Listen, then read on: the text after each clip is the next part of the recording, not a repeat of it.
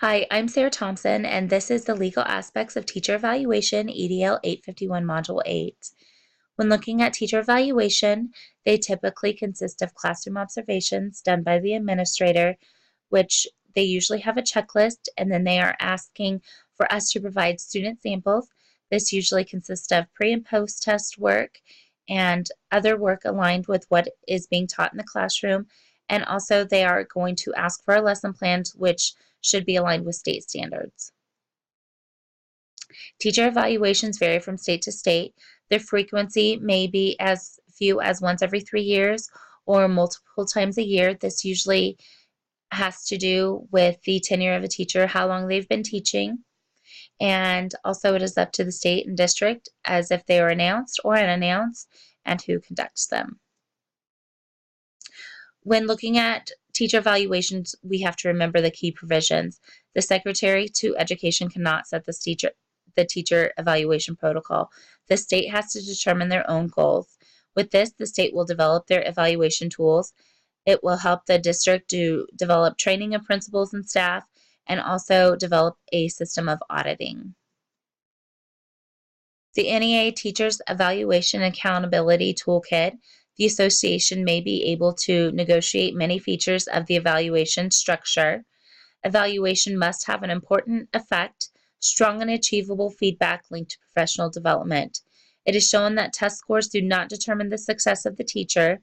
Evaluation systems must be sufficiently funded and fully established and validated.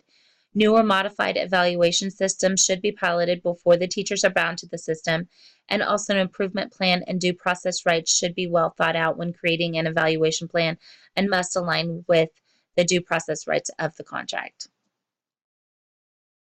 I work for USD 610, and I will be going over our teacher evaluation. I do work for a cooperative, which means I work for the county and not just within the city of Hutchinson. We use the E for E, the 4 elements of an effective educator tool. This looks at identifying our strengths and areas of weaknesses. We are able to provide continuous evaluation of teaching practices.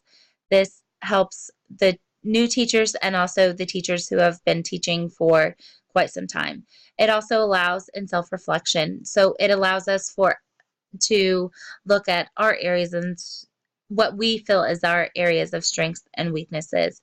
It provides administration aids in personnel decisions. It also serves as a process for personal growth. It aligns with state goals for teacher performance. Looking at the first element is the learner development and how we differentiate learning through the students and our learning environment. Element 2 is the knowledge base, which looks at the content and how we apply that. Element 3 looks at the instruction, which is our planning, assessment, and strategies for teaching what is required. And element 4 is the professionalism and how we are becoming a leader within the school. What do we do if we feel that our evaluation is inaccurate? Our district follows state guidelines, which basically says the teacher has 10 days to respond in writing, and this will allow the teacher to revisit and reevaluate professional goals, and if necessary, a plan of assistance is created. The plan of assistance is that the teacher receives a formal list of items that needs to be filed. Administration helps the teacher find ways to gain any needed training and professional development. There will be more cycles of observation, so they might go from one observation to multiple a year, and a mentor will be assigned to help facilitate the teacher, and the teacher must continue to collect artifacts and reflect upon those artifacts in proof of what they're doing in the classroom.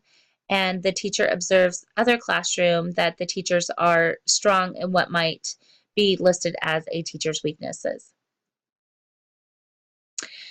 What can a teacher do if we feel unjustifiably let go?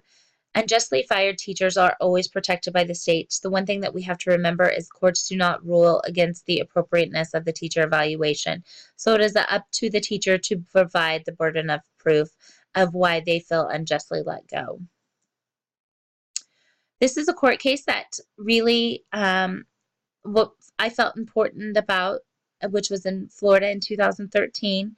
It was a lawsuit filed saying that teachers that teach in areas that are not included in statewide testing are being judged unfairly. The reason why I felt this was a very important court case was because in early childhood education, there are no statewide or district testings. Those are not done until they enter grade school. So sometimes it's hard on these evaluation toolkits for us in the early childhood education realm to feel that we are being judged fairly, because some of the aspects of the protocols are just something that we do not do in early childhood education. But the federal court did rule for the state, and when the state and when it was appealed, the courts still affirmed that the ruling would be held. How will I ensure that I am following the legal issues in the evaluation process? I think there are three big keys. Be accurate with your evaluation, be fair among all of your staff members, and being consistent is key. So here are some of the references that we used. I hope that you have a wonderful evening, and thank you.